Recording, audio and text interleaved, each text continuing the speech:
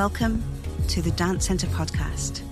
I am your host, Claire French, and I'm joining you from the traditional unceded territories of the Musqueam, Squamish and Tsleil-Waututh peoples, also known as Vancouver, Canada. I'll be talking to dancers, choreographers and other members of the dance world here on the West Coast to find out more about their creative work and practices and to discuss what it means to us to be dance professionals today. Thanks for joining us. Sujit Vaidya is an independent dance artist based in Vancouver, BC. Trained in Bharatanatyam, he predominantly works as a soloist and continues his training in Bharatanatyam with Guru A. Lakshman. His artistic choices reflect the curiosities and experiences he holds as a queer artist of colour while deeply engaging with an art form rooted in tradition. His choreographies question the narrative and relevance of non-inclusive traditional texts. He aims to create space for queer expression within the context of Bharatanatyam and seeks collaborations with other queer artists of colour. His works have been programmed in festivals such as Vancouver International Dance Festival, Dancing on the Edge and MAI Montreal, to name a few. He was the first South Asian artist to receive the Vancouver City's Mayor's Award as Best Emerging Dance Artist in 2010. He is currently developing a dance on film titled Sacred Sacrilegious, which is supported through the Sadhana Project residency program by Anandam Dance Theatre in Toronto and the Canada Council for the Arts. This energy I am feeling in the room is because I am joined by the wonderful Sujit Vaidya today. We are talking about many things as an independent dance artist, artistic life, the choice to take on an artistic life, and all of those wonderful things that happen when you do. Sujit, thank you so much for joining us for this podcast. My pleasure, Claire. Thank you for having me. Very excited that we get to talk about many things. You are an artist in residence for the 2025-2026 season, I believe, at the Dance Centre. And I'd love to talk to you also about your work with the Queer Arts Festival, which I know you have a long-term partnership with them too. But you are a Bharatanatyam dancer. You have a really wonderful history with the form and general history. So I wonder if we could start with your Bharatanatyam training, start there, and then maybe we'll get into career choice, all of those things after that. But yeah, could you just let the listeners know about your relationship with Bharatanatyam? What I do? Yeah, what you do, what you did, how you discovered it. Oh, for sure. Yeah, so I'm trained only in Bharatanatyam.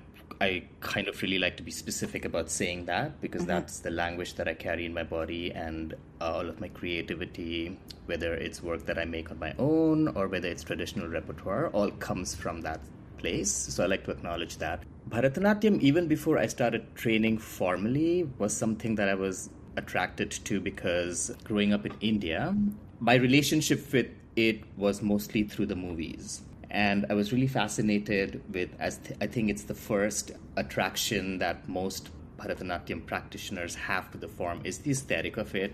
So it's all of the, different senses that get stimulated, whether it's the beautiful bright costumes or the flowers, jewelry, etc., the bells, the sounds. So all of that was also my first invitation into this space that I knew nothing about.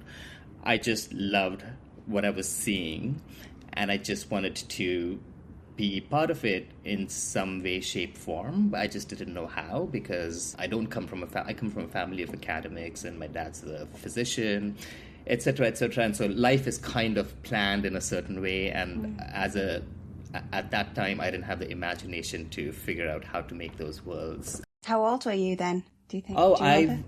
Yeah, it started really early for me. 6 or 7, I would say, is when I can remember kind of being fascinated by some of the movies and what I was seeing. I'd never seen a performance live. I didn't really know what the training was. I had no idea, really. I just loved the visual, the aesthetic of what it was that I was kind of intaking as a young person. Yeah. And so that sensation stayed with me throughout my life, I have to say, with various things that I've done. I never could really let go of it. Every single time I heard like the mridangam play, or if I saw some stills in the movie or a pose or what have you, or a picture, it just kind of evoked something within me. But life took me another way, and finally, when I was able to start training formally was in my 30s, actually. That's when I took my first dance class here in Vancouver with Mandala Arts at the Dance Center. So that's where my journey with Bharatanatyam began. And it sparked something immediately as soon as my body was kind of, like it was almost like my body was remembering something without, again, something I cannot explain. But it felt, and it still feels very real, the sensation of what that was. And I was able to do what we call an Arangetram, which is akin to a dance graduation in Bharatanatyam in 3 years. Whoa. So, yes. And can you just explain why that is such a short period of time? Yes, of course. Thank you. It usually, so most practitioners, most people that are now professional Bharatanatyam dancers start very young, usually at the age of 6. When I was dreaming, people are actually participating actively in training their bodies, kind of gaining the information on a cellular level, etc. And that's the usual trajectory through which you spend at least 7 years, if not a decade, just learning vocabulary, kind of, there's so much information. There's a lot of information, and it has to be fed in bite-sized pieces so that it is kind of, imbibed in a certain way. I had an urgency, of course, because I was in an older body, but I also had clarity in that once I knew this connected so strongly with me, I just took a leap of faith and decided that this was going to be something that I pursued full time.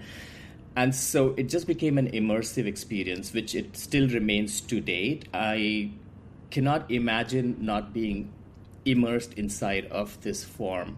And so I think my teacher at that time, Jai Govinda, saw that, and he saw something within me and was able to, impart information that could lead me to the graduation. And so 3 years, we were all shocked at that point, including myself, but I was really happy that I got to do it as early as I did.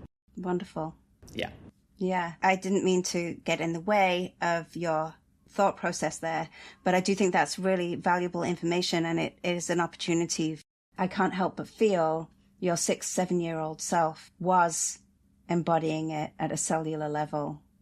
Just like this is the ultimate self-taught kind of process, when you there's one life where you say life took you another way, but you always knew from that age. And so I feel like there's, we talk a lot about in the world in general about not losing your inner child self, like being connected to that. And I just think this story for me is like a reality story around that, and how that kind of supported you throughout until you could actually do something about it.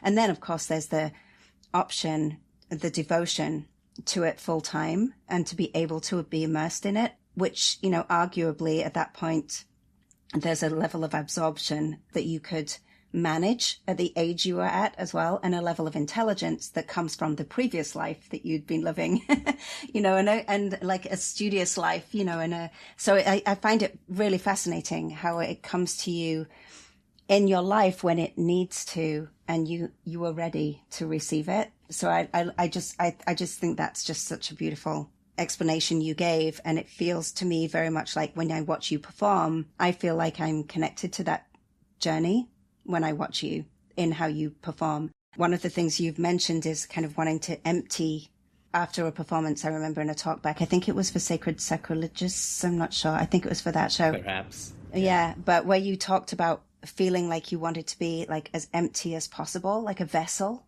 And I'm just connecting that to what you're talking about here, because it feels like a contradiction. And of course it's not, there's so much information that you've managed to absorb and you're working with, and so much purity of form that you've mentioned.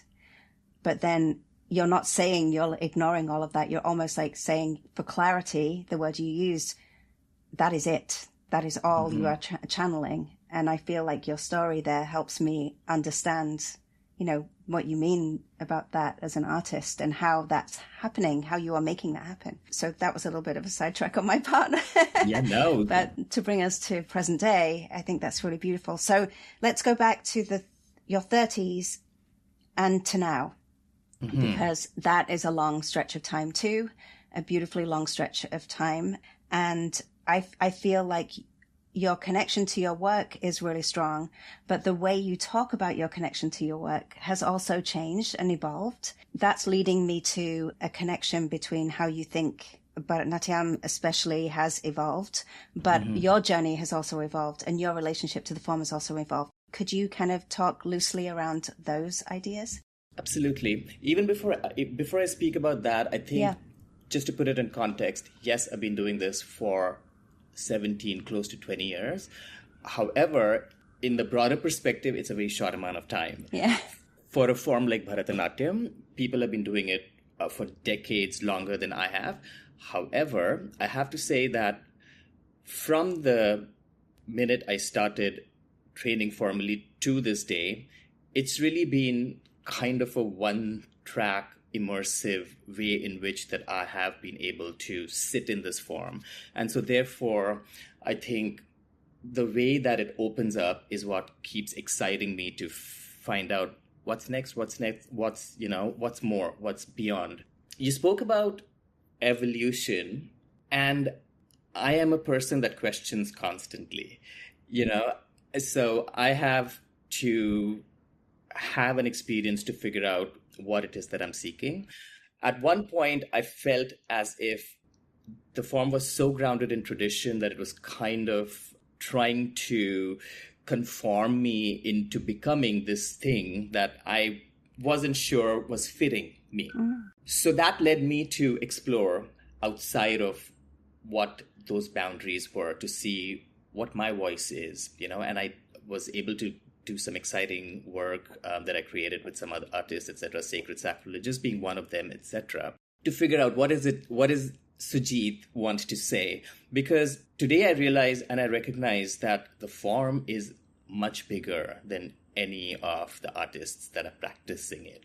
Like there've been many before me, absolute stalwarts, icons, and there are going to be many after, and I am in the flow of what that, let's call it evolution, is. I'm not putting evolution in the context of everything that is happening is on an upward trajectory. That's debatable, but tradition has to evolve. That's absolutely something that is, you can't argue. With times, things change, people change, the way that people perceive the world change, experiences change. Therefore, embodiment changes, and that's just what is happening with a form like Bharatanatyam too. But today, as I'm growing older and getting deeper into the form, I really find that I'm attracted back to that rootedness, the quality, the essence that is tradition, from which everything else, expression flows, is what appeals to me. And I'm just now starting to access it as language in which to speak. So it's becoming beyond form. The form, the technique, and all of that practice and the rigor is all very, very essential, because that's what leads you to the next and the next and the next level. And I've kind of had this sensation last April when I was working with my teacher after a span of my present teacher, whose name is A. Lakshman. He's from Chennai. I've been training with him since 2010. So right after my Arangetram, I've been training with my teacher in India. Right. And I hadn't been able to see him for a few years because of the pandemic, etc. And so I got a chance last year, and we worked on something which we presented at the Playhouse. And there was this intangible feeling of having pierced through something and having kind of gone somewhere else, which was really exciting, and which is what I'm chasing right now. Like, what was that? What is that? And so I want to see more of what that space is. And this is what immersing yourself in a form kind of, I think makes available.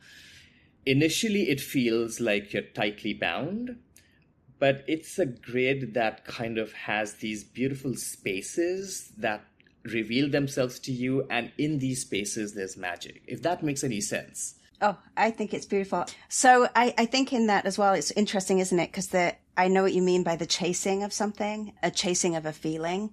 And then and I feel like when you're talking about evolution, it's like a lineage, isn't it? It's like understanding that a lineage has its adaptive qualities as well as its kind of pure essence, like you say. But it kind of, you flow in order to catch it at different times, and you're chasing something, but as you catch hold of it, it can still surprise you as to how you've held it or how it's, how it's come to you. So I think there's how you find yourself in it. So I think that's beautiful where you are. And just to kind of, I just wanted to complete that thought. Please, thanks. Because, or maybe I've already made this point, I'm not sure, but so after doing, work outside of the form, etc., I'm back inside of what that is, and I'm kind of wanting to sink back into it.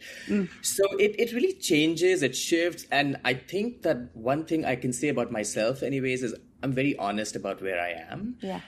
And at a point I thought that I'd closed a door firmly shut, and I never really wanted to look back into that space, etc. And then I wanted to take a peek again. And so, just allowing yourself to go to uncomfortable spaces or whatnot, if that shows up for you, this is what I do. And so I'm always contradicting what I say. We spoke last, I think, when we did Discover Dance during the pandemic, I might have been in a different space, and then 5 years later, this is a completely different conversation. I'm not really sure. But I find myself doing that, but I also know that everything that I've done so far, all of the work that I've done outside of tradition has really informed me in a way that now I get to reveal and relish inside this beautiful, rich pot. I don't know. Yeah. Do you feel that when you go back to India for training, that is a connection to, can you take that with you? I mean, I'm of course you're taking you with you, but is that the side that you find you're working on yourself as an artist, and that you go to India for something else? Or do you feel you can work on both of the things there and here in Vancouver? And could you talk a little bit about that, maybe a distinction between those processes? You asked me if I can take the work that I make to India? Is that the question? or if you're interested in doing that, or if you choose to separate or make distinctions about what you gain from your time in India and what you gain from time in the studio in Vancouver. Yeah. I think I compartmentalize that. Yeah. The reason is this: when I'm in India and when I'm working with my teacher, I'm in a mode of submission to how he wants the form to fit me. And I don't say that I'm submitting like just blindly. No. We ask questions, he knows, we know each other, we've had, so we know what we're exploring, but I also allow his gaze to be the one that directs what it is that needs to manifest and what he wants to see. For example, even what I'm doing for Discover Dance is something that I learned just this past May with him. We worked on a piece in Atlanta where he's visiting North America right now, and we worked on this thing. And there were so many specific things that he wanted to see, which I embodied in that space, etc. And now that I'm back in my space, some things just fall by the wayside, and then some things kind of show up like really strongly, etc.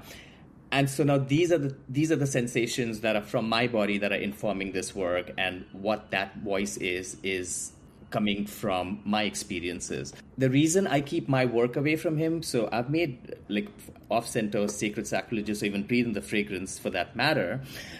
I have not spoken about these works with my teacher. He's not seen them. He's asked to see them. He's very supportive, so it's not even like a hierarchical relationship or whatever. He's 8 years older than me. He still performs, so we have a beautiful relationship, and I know that. But I know that we have very separate ways in which we think. Yeah. I love the way that he embodies these Sringara Varnams in traditional pieces, and this is what attracts me to him and his style, and this is the information that I want from him, and that space is great. But what I make as a person that lives in this part of the world, a queer artist, is my expression, is my way of telling some stories, creating narrative.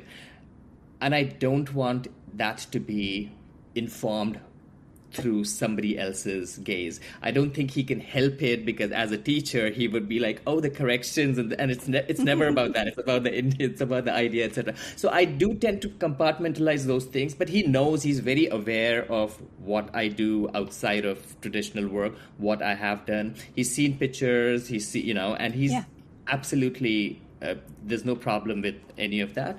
But it's a separate thing from my traditional work for sure. Yeah, I think that's a beautiful thing, because I think there's the creative expression part, and you being able to express your curiosities through the form, and they're yours. You know, like even an audience, how an audience receives those is something that it's an energetic sharing that you're doing, right? You're sharing your curiosities with an audience, kind of to resonate with them in that way, not be like produced, in a process before the audience is there. So I think that's a really interesting thing. I wonder if also then with the collaborations and when you co-create work with other people and you're in more group processes, could you talk a little bit about those? I think it was with Shakti Dance and Anusha Fernando recently and a few others. But I wonder if you could talk a little bit about that and a little bit about your role in that, and maybe some of the conversations that you kind of enjoy together. Sure. So I think group productions are rare for Bharatanatyam practitioners, because most of us are solo. We're kind of isolated in our own little bubbles as we create, etc. With Anusha, the work was very different, because one is, this was an attempt to have like a non-hierarchical process in which she'd invited 5 of us to collaborate and kind of create this work that, what is the word I'm looking for, intersected her 2 disciplines. One is Bharatanatyam, of course, and the other is her deep spiritual practice. So it was really interesting, because there was a familiar component, which is Bharatanatyam, and the 5 of us were trained in Bharatanatyam. But the spiritual practice, and Anusha's spiritual practice is deep, was very specific to Anusha. And so there was information that we could bring, and then there was information that we had to understand and embody that was coming from her. So it was a very interesting process. We had like lovely conversations. It was also a rare chance, at least in Vancouver. I've worked in group contexts in the States and in India, but I have not been part of a group context in Vancouver. And so this was great, because then we got to know about each other more through this. What are our interests, etc. Because Bharatanatyam is different for different people. It's not one thing. And so it's interesting to kind of listen to other people's perspectives, their experiences. Just felt like a beautiful community experience that is really rare. And it started from us just getting together and kind of moving through some basic steps that we call ardavus, which is like the foundation from where choreography is derived. And we are still trying to keep that going at least once a month, if not more often, just because I think each of us really love having that way of, kind of sharing space and dancing. And then going back to our isolated studio time and doing what we do. Yeah, and I did speak with Anusha in this podcast series as well. So for more information, go back through those. But I did, in seeing the performance as well, I was really, I kind of really enjoyed the fact that it didn't dilute your individual expressions in that way. Like all of your relationships to the form came through very strongly, like you said, going back to the studio. And I think that was really interesting for me, and that was really interesting to engage in. I wonder if that is that an evolution of the form? Would you say, to like, because you were coming together as a group as well, not necessarily in what you all chose to do. In that scenario, I think you all chose to do things you would do yourself anyway, to a certain degree, and of course influenced each other in the process. But that kind of format, do you think is one evolution of the form, would you say? Sure. I'm not really sure how to think about evolution, to be very honest with you, because yes, group productions as such in Bharatanatyam is an evolution, because that is quite a recent happening. I think a lot of people are now making group productions because those are the ones that are getting programmed, to be very honest.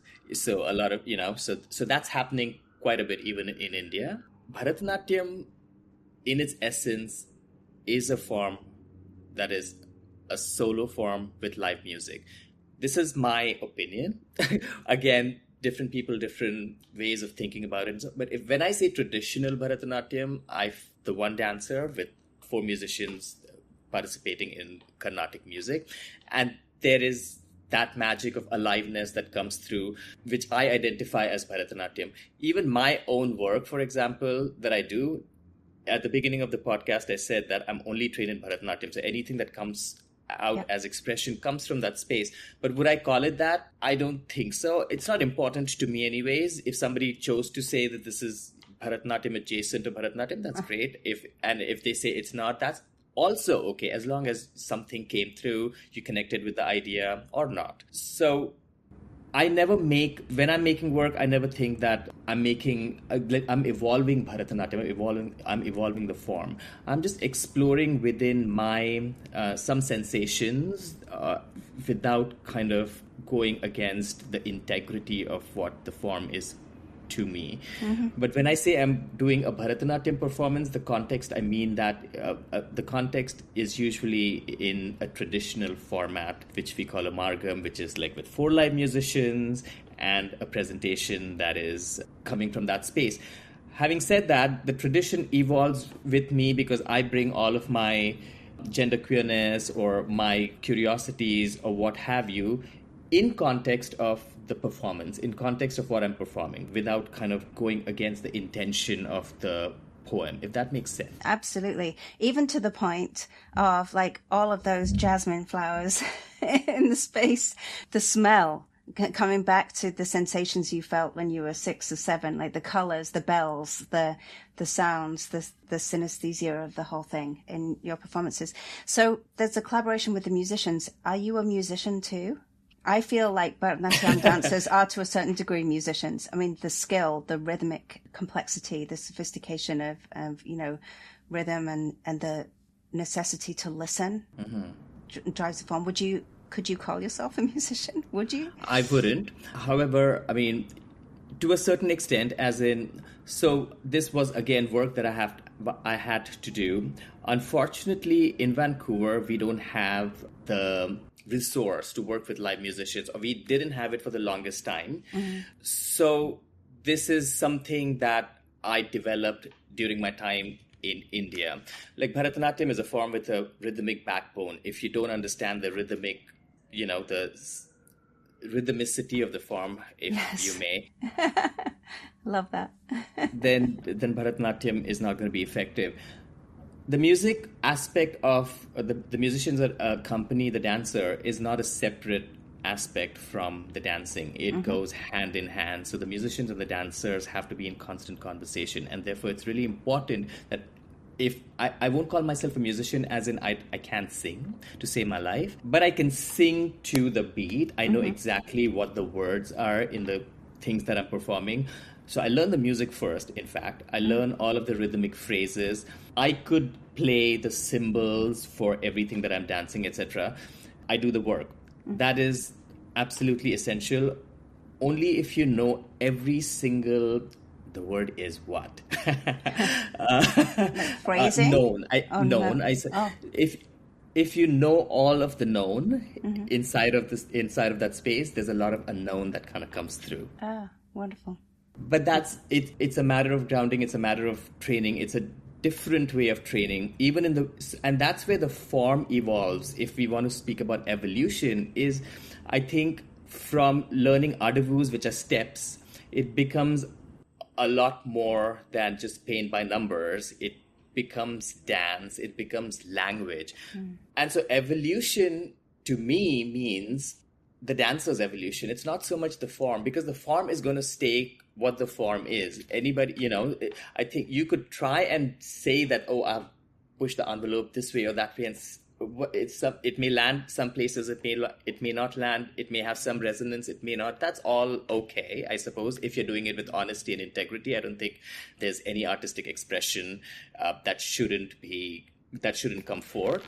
But the evolution of a dancer is what I've experienced through my 17 short years. I know that I am so different in how I embody the form, in how I understand the form, in how I understand the musicality, in what nuances, and how to understand it beyond form and kind of speak it as a language. Yeah, absolutely. Yeah. I think that's really beautiful, because I do think that it is the embodiment of the form that allows it to evolve in that it's living. Yeah. And once you get there, then sky's the limit. You could, everything you say is effective because it's coming from this place of groundedness. And so everything kind of, is able to, have resonance. Yeah.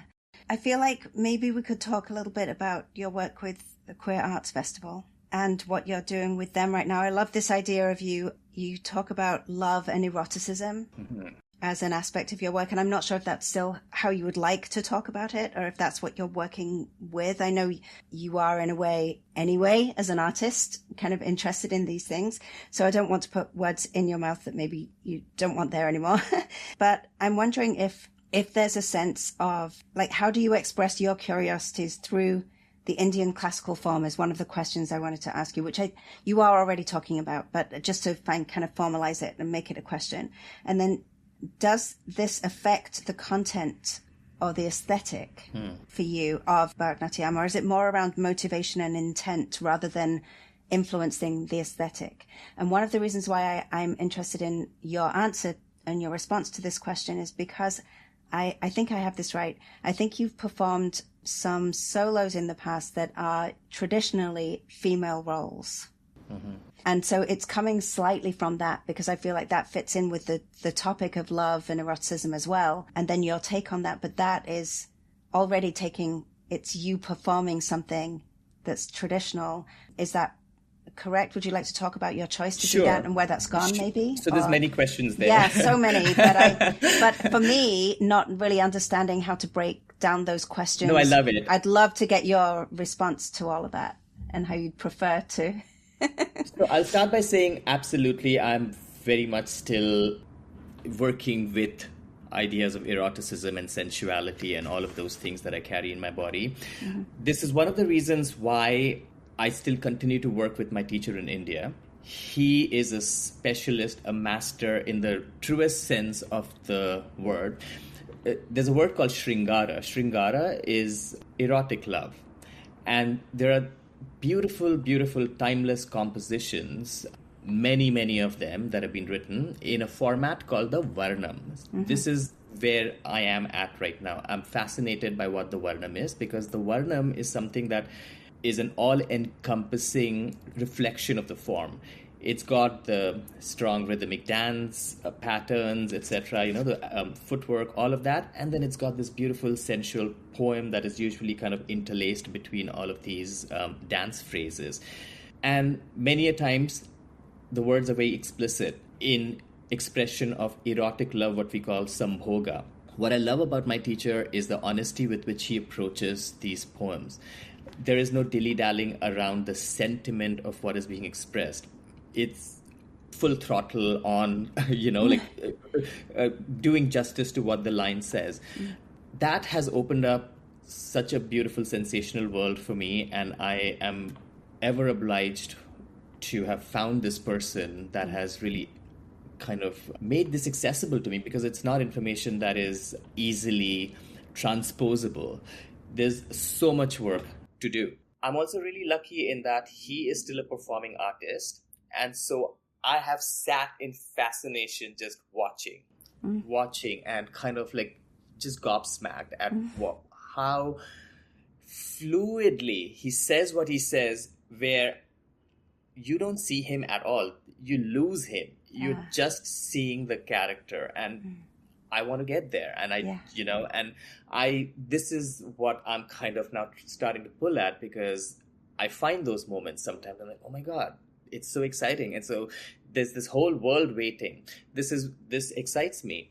To answer your question about whether aesthetics change, whether intent change, intent doesn't change because you really have to be honest if you're working with a traditional piece. And I've only done that once, to be honest, as well. Yeah. Breathe in the Okay. Fragrance, the work that I made for Queer Arts Festival, Yeah. is where I took a traditional composition and then I made it into this theatrical fantasy piece with the flowers, and which are not necessarily elements of traditional Bharatanatyam, but I'm working with a traditional poem, which is an erotic poem. So keeping eroticism intact and keeping the intent of the poem intact, I kind of infused it with my queerness, my sensations of the smells and the, you know, the costumes, the goals, and all of those things were, yeah, things that I brought out from outside of tradition, and that there was a beautiful marriage that happened. Absolutely. To me, people might have different opinions, and which is also perfectly fine. But I'm really proud of that work and what we were able to do with a traditional piece and kind of present it in a way that opened up a different sensation to it. So my practice now is again into really thinking about what these varnams are, because varnams are a piece that you have to immerse yourself in, and the more you perform them, the more revelations kind of come through. Even for Discover Dance, the varnam that I'll be performing is an erotic varnam, and it's really something that is very close to my heart right now, and I'm working on it as we speak. And so some of the things that are coming through are exciting, and I can't wait to see what happens. Yeah, absolutely. That's really... Did I answer your question, Claire? I'm not sure. Oh, yeah, because the intention, I think there's something around intention and motivation. And then already I'm understanding that they are influencing your aesthetic choices for how you choose to present to an audience. And so they're not, like you explained it very well, because you said about the kind of marriage of them, of these things coming in for what the presentation looks like. And so that's what I was wondering about, whether you still felt confined by tradition on one level in terms of aesthetic perhaps, or whether you've taken artistic license, which you say you have here, to honor both your relationship to Bharatanatyam, but also to create a new experience for an audience and a very particular experience from you as a Bharatanatyam artist. Absolutely. And I must also clarify that Shringara Varnams are done by many male dancers. Yeah. Because they're written in, the protagonist is usually a woman. And so they're written in that voice, but including my teacher, there are beautiful male dancers that kind of are able to embody this essence of what that poem is and perform it, and one more in that massive lineup.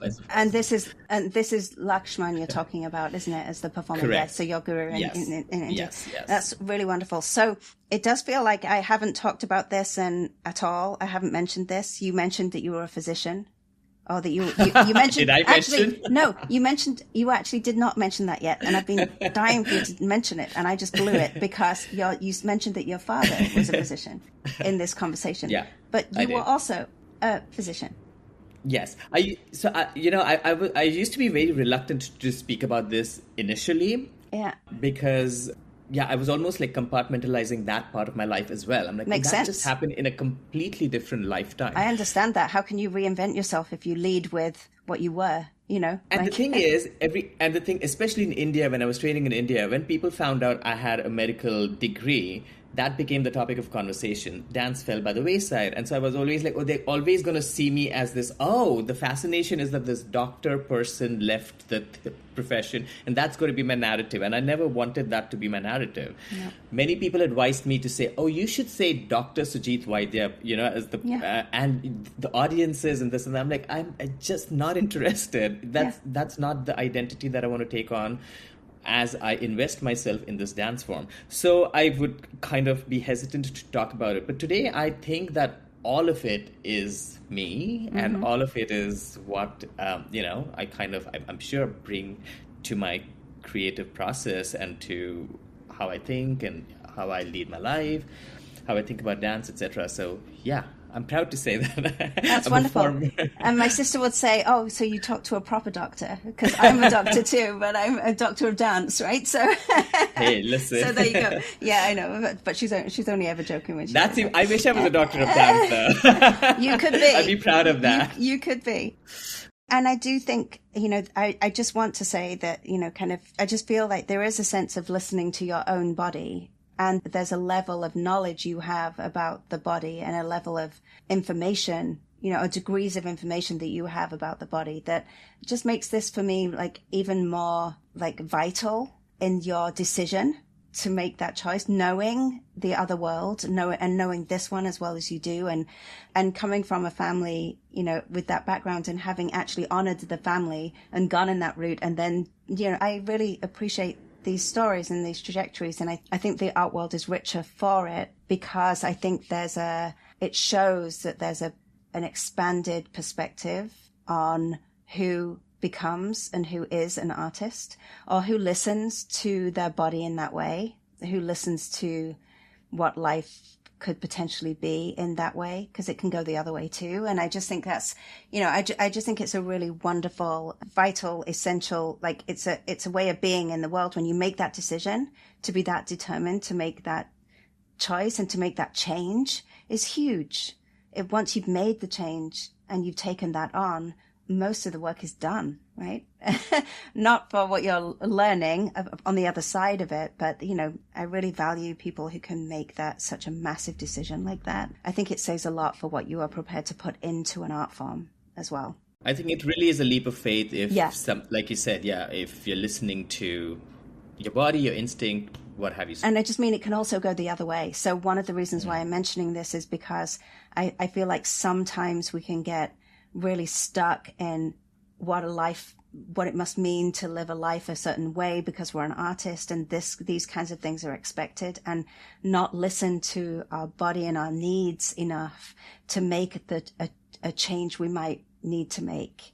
And I feel like constantly learning in my life, constantly developing has always given me these other options that always remind me of how I value art making and dance particularly. And like you at kind of similar ages, I think there's a reinvestment I'm making all the time in my art, which I'm really grateful for now. And I can do it so much faster than I used to be able to do it.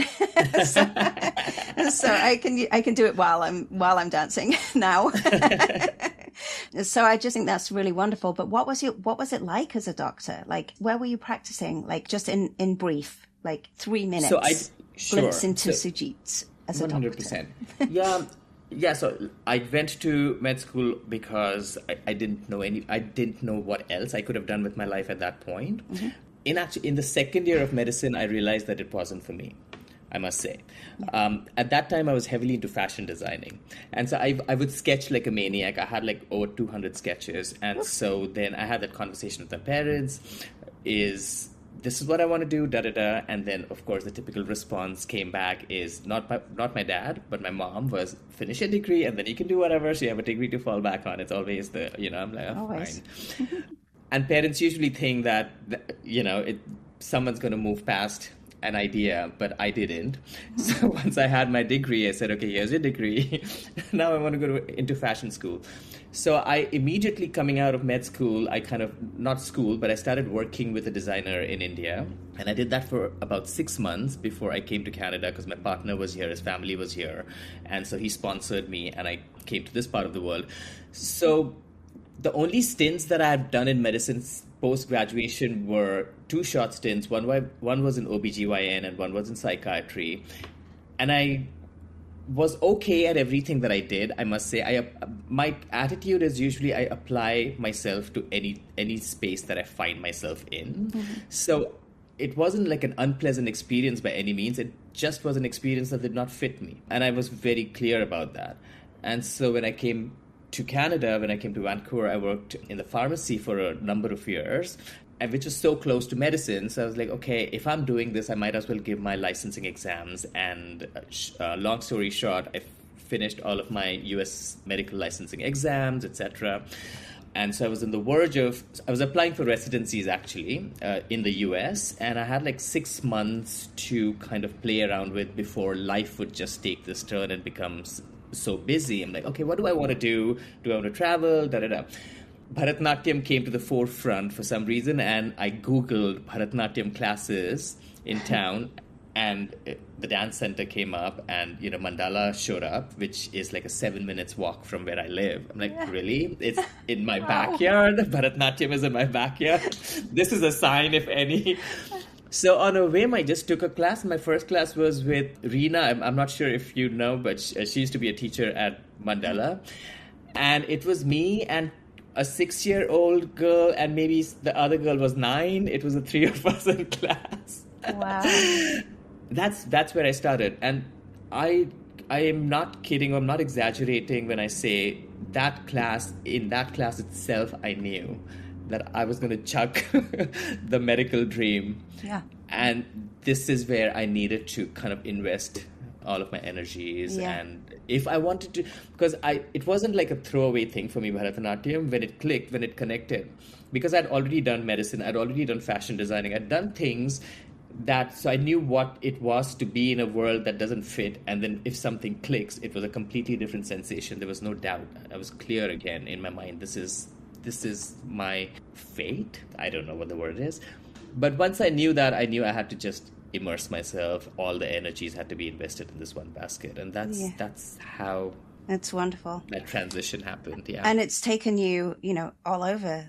I mean, I know there's a review of a work you did at the Kennedy Center, I believe. Is that correct? Were you with a group in Washington? There was I have worked with a couple of companies in Washington, D.C. I don't think we did anything at the Kennedy Center. I forget what the venues were. Yeah, I think it was probably... The review was probably a kind of accumulation of events. Yeah. And back then you were celebrated for your fast, sensual... Oh my God. Even back then, you were already like taking them by storm. So that's pretty exciting. Yeah, was it fast, sharp, and sensual? I'll take it. Yeah. I have no idea what that means. But 2014. Okay. Yeah, that's a really good one. That's really good. Yeah. Yeah, that's wonderful. And so what's next for you? I know we Discover Dance, but what are you working on a full-length piece? Will it be a full-length in the Discover Dance series or... So the Discover Dance series is a Varna, which is about 35 minutes. Yeah. It's a first draft of something that I'm working on, but that's a traditional piece. So 2 things, I think. Right now, I am also trying to channel how to spend more time in India with my teacher and kind of live both countries, India and Canada, and how to split my time. That's something that I'm kind of trying to figure out. And the only other project that I'm working with is with Mark McGregor, from the artistic director of Queer Arts. We haven't started working on it yet, but we're discussing it. We did something really small for Asian Heritage Month at Moro.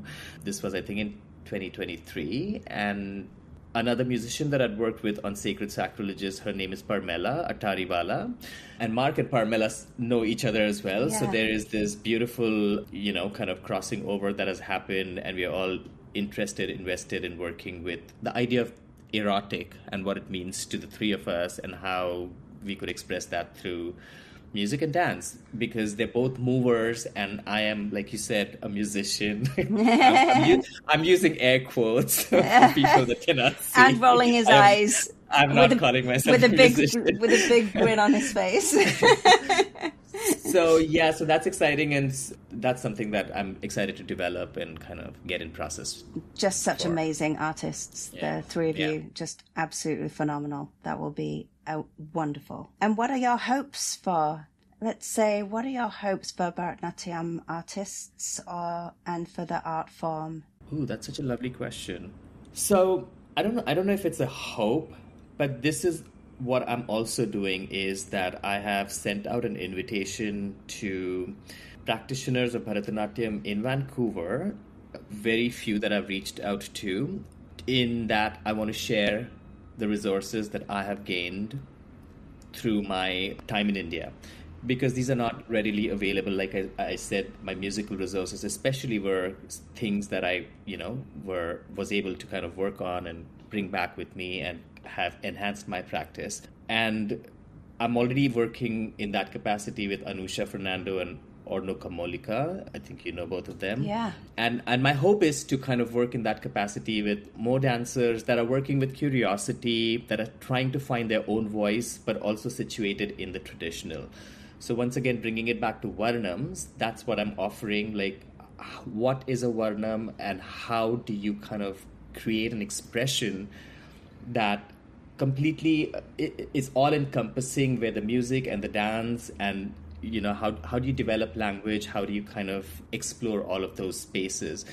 The hope here in my sharing this information is that there are more dancers that I could enable to work with live musicians, because that is a very integral part of Bharatanatyam, traditional Bharatanatyam, solo Bharatanatyam presentation, and it just becomes a completely different animal. Mm-hmm. There's an aliveness that is absolutely, it's irreplaceable. Mm-hmm. And unfortunately, we don't have the resources, we haven't had the resources here to develop that skill set. So I think that that's my hope, that more dancers start to kind of work with live music and, you know, start to explore the form in, whatever their voice is in the form, and kind of take it forward in those ways. For Bharatanatyam as a whole, the form, I mean, it's beyond all of us. So I think, you know, as a form, it's going to exist forever. And I just hope that we never go in the direction of like AI-generated Bharatanatyam dancers. Can you imagine? Oh, I can't. I don't want to imagine, actually. I don't want to. The liveness, like you said, that energetic transference from the live, the dance and music, I don't think could. Yeah. Well, Sujit, it's been an honor to speak with you.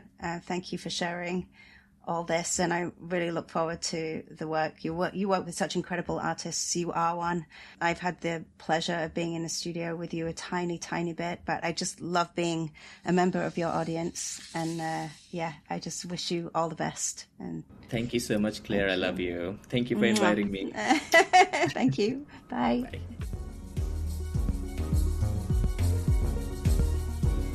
Thank you so much for listening.